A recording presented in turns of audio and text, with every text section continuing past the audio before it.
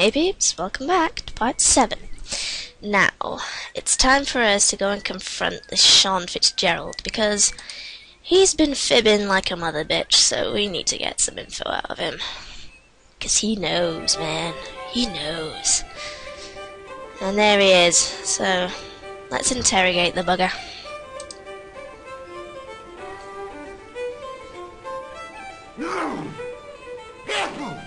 Oh God. Hello. Hello. Tell us the truth, Sean. McGuire says he saw you working at the dig. What's more, he saw you talking with Pegram.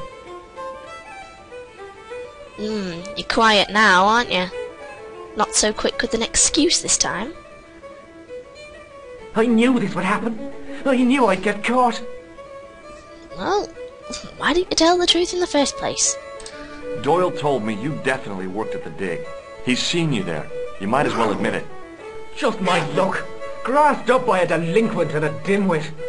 I need to talk to Professor Pegram, if he's still alive. What do you mean? Is he in danger? Yeah, you too, if I'm right. You're not from the Social Security. Hell no. What makes you think that? Well, I was claiming benefits at the same time I was working for Pegram. I'm not in a position to make judgments, Sean. That's between you and your conscience. All I want is to talk to Pegram about the gem. But he's not here. I know that. But he left that package with you, didn't he? Come on, cough up, Sean. So where did Pegram go? I don't know. I swear it. He came to see me early this morning. Said he was leaving. Well, go on, carry on. I hate this. He interrupts the conversation to just look around and look at his watch. He asked me to give this package to a guy called Marquet. Really? I think we'll have that. Show me what's in the package, Sean. I can't do that. Why not? I promised the professor. So what? You didn't have any qualms about your benefit scam. So where's the harm in taking a peek inside Pegram's package? You don't know these people. I can't. I don't dare.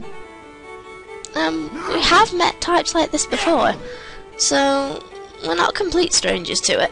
This is your last chance to show me the package, Fitzgerald. I've been patient with you, but now it's time to kick ass. Yeah. But he'll kill me. Who will? The man from Paris. Jack Marquet.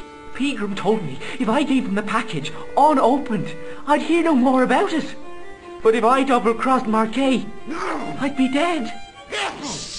Well, we'll deal with him. I'll deal with Jacques Marquet. Damn right we will. Give the package to me. No. Why should I trust you? I don't know who to trust anymore. I wish I'd never even heard of the Lochmarn gem. Uh-huh. Oh, Christ.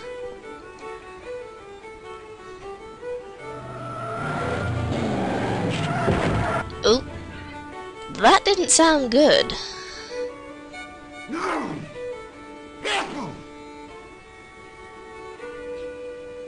Hey, I just seen a big red... Get out of here, McGuire. Come back when you're old enough. What's the lad howling about? A big red sports car. Sean Fitzgerald's been runned over. Get out! Noisy little tyke. Maybe you should send out some medicinal brandy maker. Oh, yes? And who's going to pay for it? Not me. Me too, neither. Well, we're not going to abandon him because he's been so helpful and he's such a little genius. So we're going to go out and talk to him. Because we love McGuire. We do. Well, I do. I was telling the truth about Pixie, mister. Okay, calm down. Now tell me what happened. I was standing here, minding my own business, when I saw this beautiful red sports car coming up over the hill. Would you look at that, says I, and I going over to take a closer look. Next thing, Pixie comes tearing out of the pub and nearly knocks me on my ass, but the car just flies at him. It was too fast for poor old Pixie. and hit him an awful wallop. He goes flying up on top. Jesus, says I thought he was a goner. Oh. Next thing, the driver hops out, and I couldn't believe my eyes.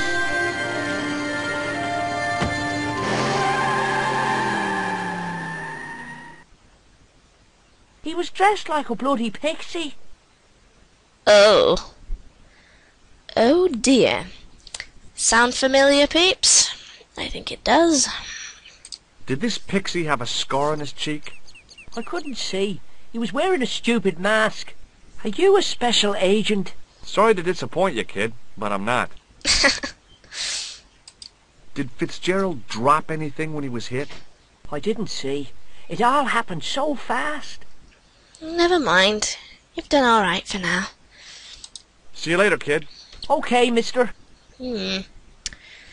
So obviously the mysterious costumed killer's been back. Anyway, what we need to do now is, as you can see, the car has opened up this thing here. So we need to use it. I pushed the switch down, but in doing so it snapped off in my hand. Well, that's okay. Because we need that to happen.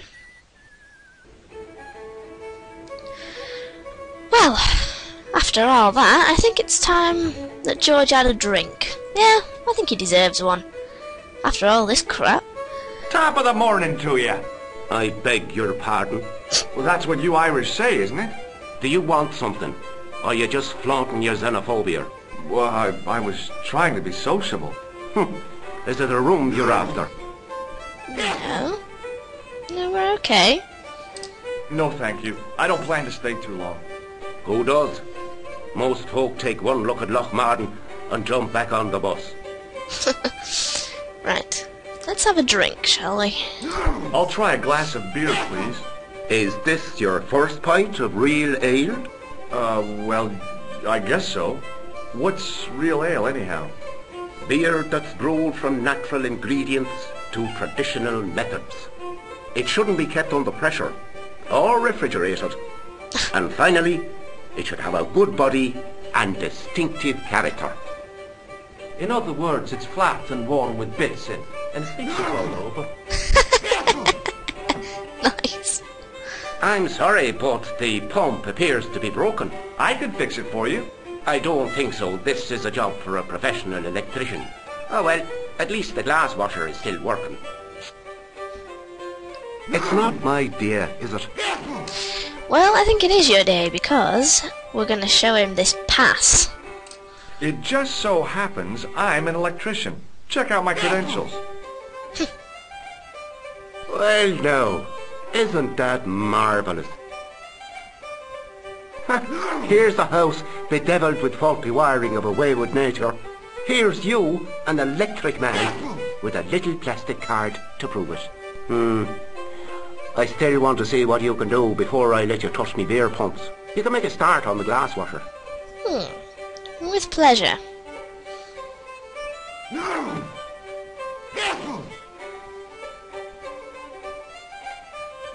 And when you've finished that, will you take a look at the pumps? Now then, this is going to seem really dangerous and stupid, but we've got to do it. We need the wire that we took off that guy, and you want to use it on the plug. Yep, I know, very silly and very dangerous, but necessary.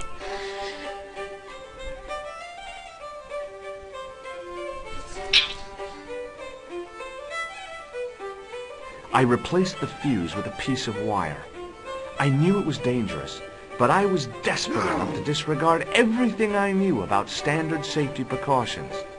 Excuse me, Mr. Leary. I fixed your glass washer, no problem. Bingo! And a blessing to all the saints. A free half pint to that man on the house. Now, could you take a look at the beer pumps? Well, I guess so, but I'm not making any promises. If you can't fix them, I'll have a riot on me hands.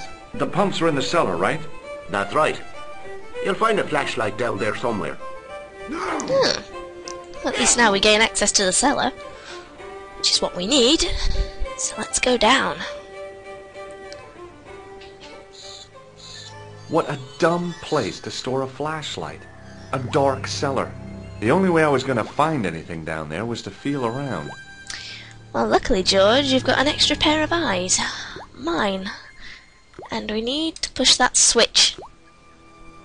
Because otherwise we won't be able to see a damn thing. I pushed the lever and heard the grating of metal, but nothing appeared to happen.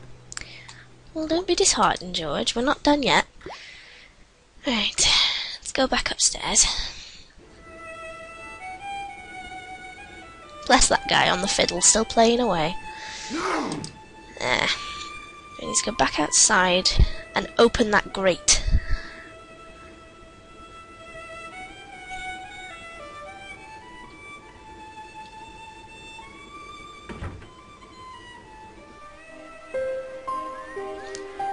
There you go, open the grate. Let's see what happens.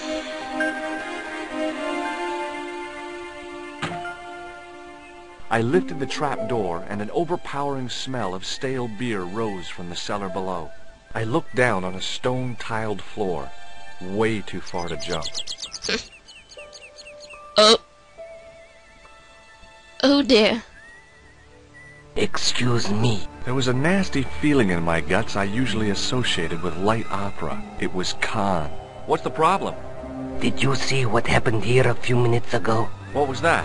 A man was involved in an unfortunate accident. I didn't see anything. What about the boy? He doesn't know anything either. The kid, well, you know how it is in these rural communities. Not enough genes to go round. I prayed McGuire had the sense to keep his mouth shut. Was the guy hurt bad? He's been taken care of, but he thinks he dropped a small parcel. You didn't happen to find it, did you? If I had, I would have taken it to the police. Of course. Thank you. Ooh. That guy's just creepy. Well, at least Maguire did have the sense to keep his mouth shut. Or else we'd be in deep shit. Alright, anyway, let's go back down. And let's see if we can find this parcel.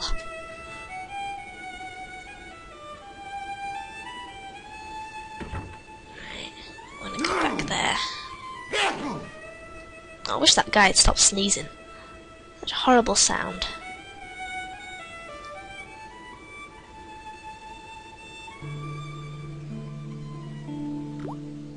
There we go. And there it is. Then I noticed a flash of light. Something sparkling beneath the open trap door.